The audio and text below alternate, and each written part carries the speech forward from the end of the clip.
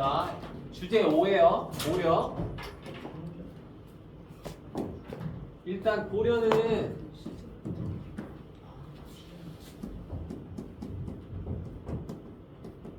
신라 말에서 이렇게 바뀌는 거잖아. 그럼 신라 말은 상황이 어땠냐? 극심한 왕위 쟁탈전.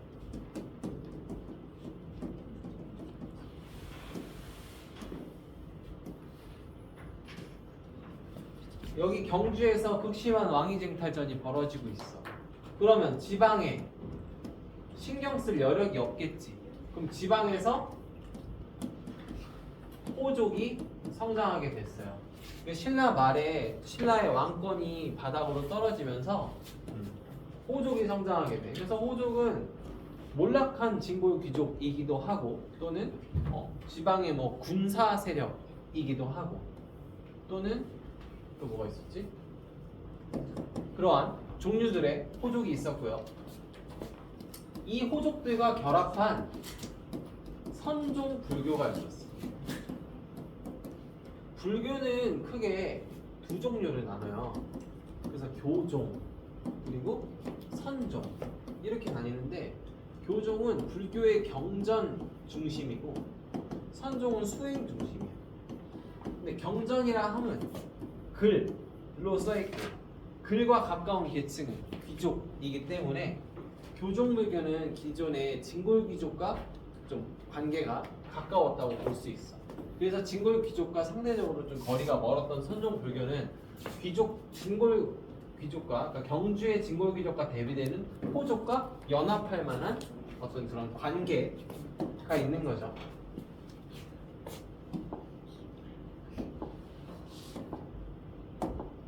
자, 그 다음에 여기다가 또 합쳐지는 세력이 뭐냐면 육두품이에요.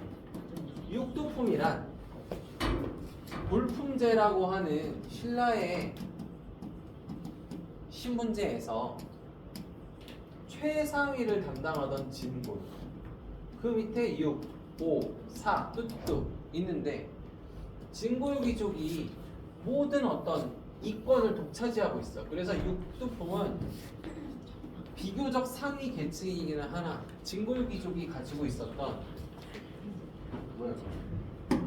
진골 귀족이 가지고 있었던 그 권력을 넘볼 수는 없는 신분적 한계가 있어서 육두품은 진골 귀족을 되게 싫어했던 애들이지. 그런 그러니까 진골 귀족과 대비되는 세 세력이 뭉쳐서 이 시대를 요 가운데 시대를 살았던 거지. 그래서 얘네들이 만든 국가가 뭐냐면 후상국이 되겠습니다. 그래서 이 개념을 이해하고 보면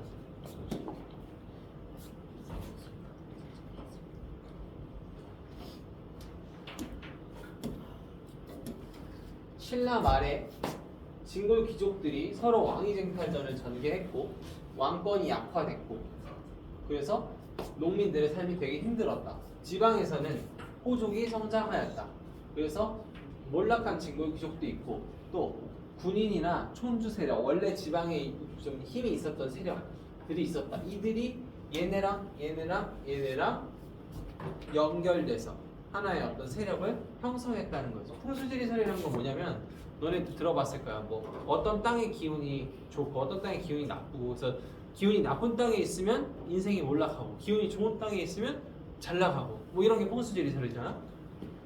그러면은 이 풍수지리설을 당시에 썰을 풀던 사람들은 경주에 있는 진골귀족한테는 저기는 이제 경주의 기운이 세있기 때문에 신라가 망해가는 거고 그냥 호족들한테 잘 보이려면 뭐라 그래야 돼? 내가 만약에 뭐 강원도가 근거지인 호족이야. 그럼 강원도의 기운이 좋습니다. 이렇게 얘기하면 그 강원도 호족이 날 이뻐해서 쓸 거 아니야. 그치? 그래서 이 풍수지리설 애들은 또 각 지방의 호족들한테 붙어서 어떤 뭐 자신의 일신의 영달이나 뭐 그런 걸 원했을 수도 있죠. 어쨌든 이런 새로운 사상들끼리 세력을 넓혀 나갔다. 그래서 견훤이라든지 궁예라든지 이런 애들은 그 세력이 커져서 국가를 수립하게 되었다. 그래서 후삼국 시대가 성립이 됐습니다. 그래서 궁예의 후고구려, 견훤의 후백제. 사실 얘네들이 진짜 뭐 백제에 뭘 이었다, 고구려에 뭘 이었다 이거보다 신라를 적대하니까 기존의 신라와 적대했던 국가들을 그냥 계승한다고 그냥 표방을 했겠지. 그 지역이 그 국가들의 어떤 그 뭐랄까 옛 땅이어서요. 자, 궁예는 뭐 자신이 미륵불이라고 해서 우리 짤도 되게 많죠. 궁예 관련한 짤들. 왕건은 요 궁예 밑에 있었고요. 자, 송악의 호속 출신. 송악이라는 건 지금의 개성 출신은 왕건은 궁예 밑에 있었는데 이렇게 여기서 출발해서 이렇게 바다로 해서 후백제를 이쪽에서 공격합니다. 그래서 여기를 후고구려가 차지하게 돼요. 그래서 백제는 굉장히 어려워지다가 결국에 멸망하게 되는데 이 과정에서 굉장히 어떤 그 신임을 얻었던 왕건이 그러니까 궁예 밑에 있는 그 여러 호족들 중에서 제일 이제 좀 점점 떠오르는 태양이 됐고 그 떠오르는 태양을 지는 태양인 궁예는 왕건을 어떻게 억눌렀어야 됐지만 그게 잘 되지 않았고 그래서 반발한 호족들이 궁예를 몰아내고 떠오르는 태양이었던 왕건을 왕으로 추대해서 국고려라는 국가가 세워지게 됩니다. 그래서 고려가 개성에서 시작해서 고려의 수도가 개경인 줄 알지만 고려는 사실 철원에서 옮긴 거예요. 왜냐하면 궁예를 몰아낼 때 그 당시에는 철원에 있었거든요. 그래서 원래 자기의 근거지였던 송악으로 바로 옮기게 됩니다. 자, 태조 입장에서는 현재 신라 거의 망해가는 나라고 후백제도 자기가 타격을 꽤 많이 입혔었고 그렇죠? 그래서 고려 입장에서는 이제 통일이 머지 않았어. 그럼 그 과정에서 얘들아 신라는 너네 어차피 약한 애를 굳이 때릴 필요 있나? 없지. 어차피 걔는 약하니까 나의 상대가 안 되는데. 그래서 고려는 신라를 포용하는 방향으로 가요. 그 다음에 위에 자기는 고구려를 따라 계승했다고 해서 고려라고 했잖아. 그러면은 고구려를 계승했다는 발해 역시 포용하는 게 맞겠죠. 그래서 발해 유민도 포용하고 또 신라한테 잘해주고 그러면 신라는 자기를 맨날 때리는 후백제랑 자기를 받아주는 고려랑 어디를 항복하겠어요? 신라 고려를 항복하겠죠. 그래서 신라의 민심이 고려로 기울었고요. 신라가 고려에 먹혔고 후백제 멸망시켰고 발해 유민도 받아들이고 해서 통일을 하였다. 자, 그러면 왕건이 지금 해야 되는 역할은 뭐냐면 신라 말에 각 지역의 호족들이 막 이렇게 난립해 있었어. 그 난립해 있던 여기저기 일어났던 호족들을 하나로 포섭한 나라가 고려잖아. 그러면은 왕건의 입장에서 제일 중요한 거 이 느슨한 결속이 단단해지는 걸 원하는 거죠. 호족들이 언제 반란을 일으킬지 모르잖아. 나는 그냥 호족을 이렇게 지금 하나로 뭉태기로 고려로 묶어놓은 것 뿐이니까. 그래서 이런 어떤 물리적 결합을 화학적 결합으로 바꾸기 위해서 호족들을 포섭하는 게 되게 중요했지. 그리고 지방 지배력을 인정했대. 지방 지배력을 인정한다는 건 사실 왕건이 지방 속속들이까지 자기의 어떤 지배력을 펼치지 못함도 있었어요.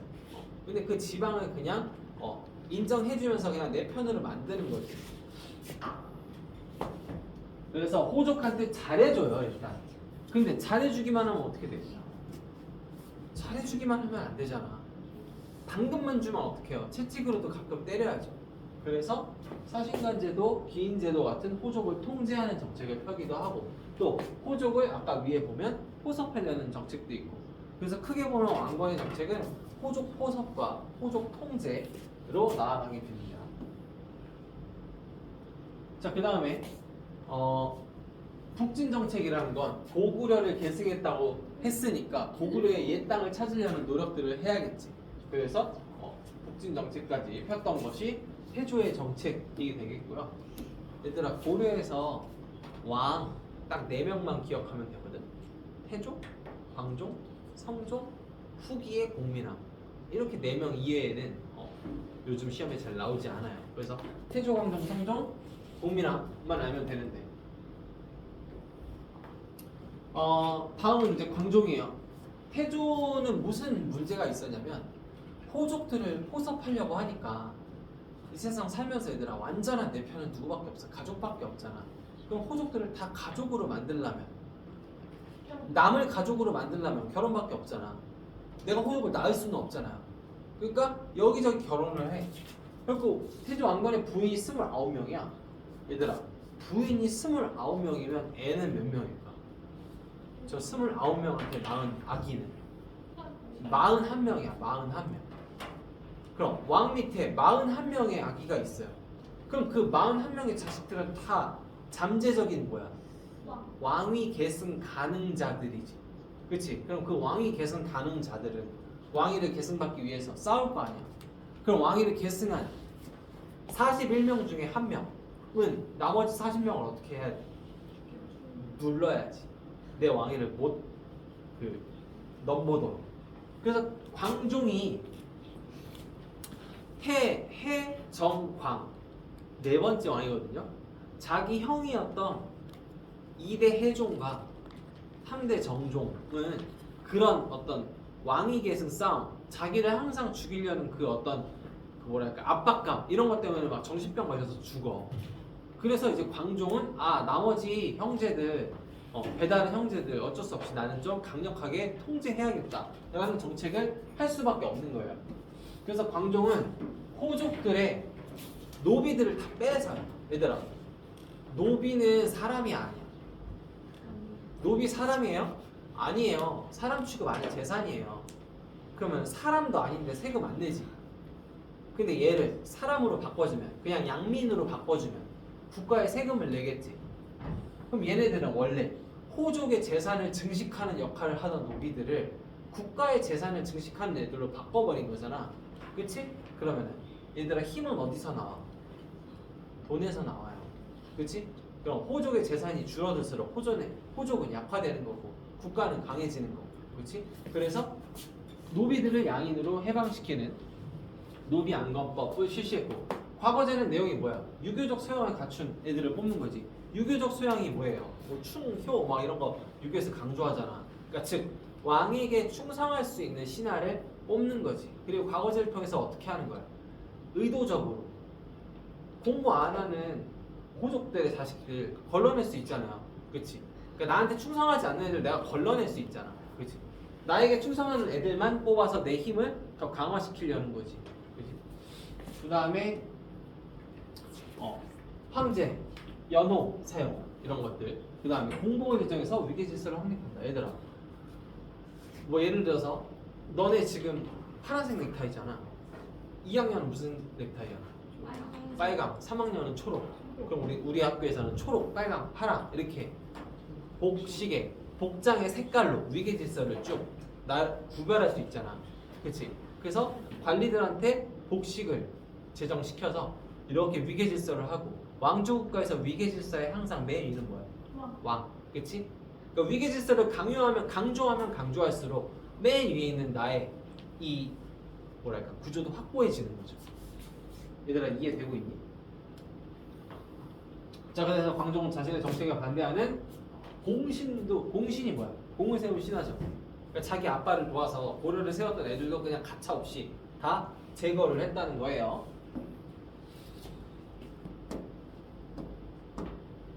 자, 그러면 태조도 받고 광종도 받고 쌤이 마지막으로 봐야 되는 것이 뭐라고 했어요? 성종이죠. 성종. 얘들아, 성은 한자로 이룰 성자야. 그래서 조선이고 고려고 공통적으로 성종이라고 불리는 왕은 시스템을 완비한 왕한테 성종이라는 칭호를 붙여줘. 그래서 성종은 뭘 했어? 중앙 통치기구를 정비하고 그 다음에 지방에도 관리를 파견하고 어떤 고려의 시스템을 완성한 왕이기 때문에 성종인 거야. 알겠지? 자, 시급한 업무 28개를 최승로가 성종한테 얘기합니다. 성종이 그걸 받아들여요. 그래서 성종이 시스템을 정비를 하는 거야. 과거제 실시는 광종이 했고, 그 과거제에 응시할 애들을 교육시키는 건 성종 때 국자감에서 하게 됩니다. 자, 당시 전 세계에서 최고의 어떤 강대국, 가장 최선진국은 당나라였죠. 그죠? 여러분, 산업혁명 이전에는 항상 전 세계 최강대국은 항상 중국이에요. 그래서 당나라의 제도는 원래 삼성육부였는데 그러니까 당나라의 경우는 중서성, 문화성, 상서성 이렇게 나눠져 있어. 근데 고려는 이거를 중서, 문화성 세트로 합치고 상서성에서 이성, 육부로 나눴고 회의기구인 도병마사와 식목도감을 두었다. 여기 보면 도병마사, 식목도감 이런 특별한 어떤 그 제도가 회의기구가 따로 있어요. 자 얘들아 이거는 당나라에는 없고 고려의 어떤 독자적인 기구인데 여기에는 최상위 관리들만 모여요. 그래서 이건 교과서에 없는 건데 쌤이 잠깐 말해주면 고려는 귀족 국가야. 그러니까 호족들이 다 귀족으로 나중에 바뀔 거 아니야. 근데 이들을 단칼에 잘라낼 수가 없는 거야. 기존의 기득권 세력들을. 그래서 걔네들의 어떤 기득권을 어느 정도 인정을 해줘야 돼. 그래서 고려 초기에 뭐가 성장해요? 문벌이라는 귀족이 성장하잖아. 근데 이 귀족들이 모여서 정치를 하는 게 이런 최고위 회의 기구들이야. 그래서 어떤 고려는 좀 귀족 정치적인 모습이 있다. 그래서 여기 국방을 논의하거나 법을 제정하는 도병마사 식목도감이라는 어떤 재상들이 정책 결정에 참여하게 되는. 그러니까 상대적으로 왕권이 조선보다는 약하다고 볼 수 있죠. 귀족들의 힘이 여전히 강하니까. 근데 그들의 권력을 어느 정도 제어해야 했어야 됐기 때문에 대간 제도라는 걸 운영했는데 대간은 중서문화성의 좀 하급 관리, 그러니까 중서문화성의 1, 2급 관리는 제신이라고 하고 3급 이하를 낭사라고 불렀거든. 그래서 낭사라는 관리와 어사대, 그러니까 감시하고 관찰하는 어사대와 낭사를 합쳐서 대간이라고 했는데 이 대간이 간쟁, 공박, 서경 이런 권리들을 가지고 강력한 귀족 정치를 어느 정도 제어해주는. 그래서 유교적 정치의 원리. 그러니까 유교 정치의 원리가 뭐냐면 왕하고 신하하고 그러니까 왕이 무조건 신하 막 힘으로 때려 누르고 이런 건 유교 정치가 아니야. 그러니까 유교 정치는 서로 이렇게 조화를 이루는 그런 걸 추구하거든. 그래서 유교적 정치 원리를 여기에서 반영하였다. 써있지? 초기에는 호족이 강해서 정부가 지방 통제를 세게 할 수 없었다. 성종 때 처음으로 뭔가 지방의 왕의 지방 통제력을 좀 꽂아 넣어 보려고 12모를 설치해서 지방관을 파견했고 전국을 경기와 오도 양계로 나눴다. 얘들아 계가 어딨어? 북계, 동계 이렇게 있죠. 타 지역이 어디예요? 국경 지역에 있지. 그럼 계는 어떤 의미의 지역이라고 판단돼? 북방 지역, 군사 지역이라는 거죠. 그 밑에 도는 서해도, 양광도, 교주도, 전라도, 경상도 하면 이 도는 그냥 일반 행정 지역이고 계는 그 군사 지역이에요. 그래서 북계하고 동계는 병사와 말을 관리해서 군사를 다루는 병마사가 파견돼. 동계 병마사, 북계 병마사. 이 병마사들을 관리하면서 국방을 관리하는 애들이 도병마사야. 알겠지? 그러니까 도병마사가 아닌 거예요, 사실. 도병마사라고 읽어야 맞는 거예요. 그래서 현종 때 경기와 오도, 경기라는 건 수도 주변이죠. 일반 행정구역인 오도 아래는 도, 주, 부, 군, 현 이렇게 있었고 국경지대에는 양계가 있었다.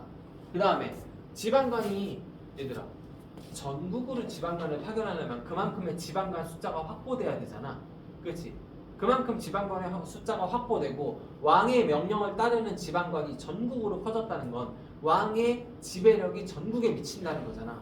근데 아직 고려는 그 정도의 시스템이 완비가 되지 않았단 말이야. 그래서 지방관을 모든 군현에 파견할 수 없었기 때문에 파견되지 못한 지역을 속현이라고 했고 그 속현은 왕이 파견한 지방관이 있는 주현에서 관리를 하게 됐다는 거야. 그리고 그래서 속현에서는 그냥 지방의 그러니까 지방 호족들의 어떤 잔재라고 할까요? 그 향리들이 리라는 거 얘들아 하급 관리를 뜻해. 향은 컨트리 시골이죠. 그러니까 지방에 있는 하급 관리들이 속현은 실제로 거의 관할을 했다 이거예요. 즉 왕의 어떤 지방 통제력이 완전 저 깊숙이까지는 가지 못했다는 거지. 자, 특수행정구역으로 향부곡소라고 있었대요. 그래서 향부곡소는 곳곳에 있었는데 향부곡소는 이제 고려가 만들어질 때 뭐 예를 들어서 뭐 이민족, 그러니까 우리 민족이 아닌 뭐 다른 민족이 살던 지역이기도 하고 또는 뭐 신라나 백제 중에서 뭐 끝까지 개겼던 지역 뭐 이런 지역이기도 하고 그런 향부곡이라고 했던 주민들은 기본적으로 차별을 받았어. 세금 부담도 높고 그러니까 페널티를 먹고 있는 지역이야. 근데 그 중에 소라고 하는 곳들은 예를 들면 염소 뭐 만드는 지역이었을까? 소금 만드는 지역, 철소 철 만드는 곳, 은소 은 캐는 곳 이렇게 해서 국가에서 필요한 여러 가지 물건을 만드는 지역들도 있었잖아요. 그런 데는 소라고 했어. 얘들아, 왜 소는 거주 이전에 자유도 제한하면서 그냥 너는 염소면은 그냥 소금만 만들어라고 이렇게 그 지역을 딱 어떤 물품의 생산지로 막아놓은 이유는 뭘까? 걔네들이 막 소금 생산 안 해. 그리고 갑자기 농사 짓겠대.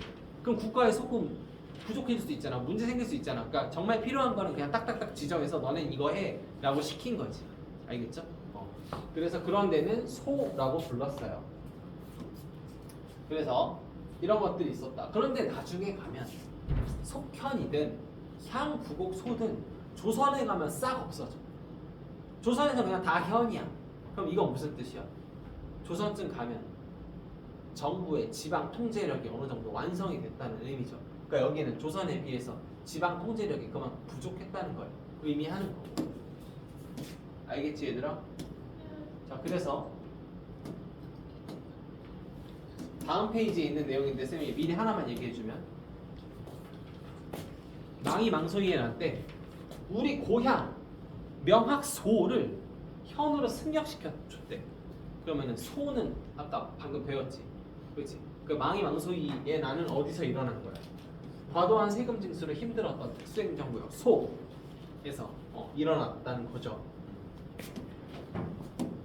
자, 오늘 여기까지 해서 주제 5 살펴봤습니다. 안녕. 그냥 박수 치지 마.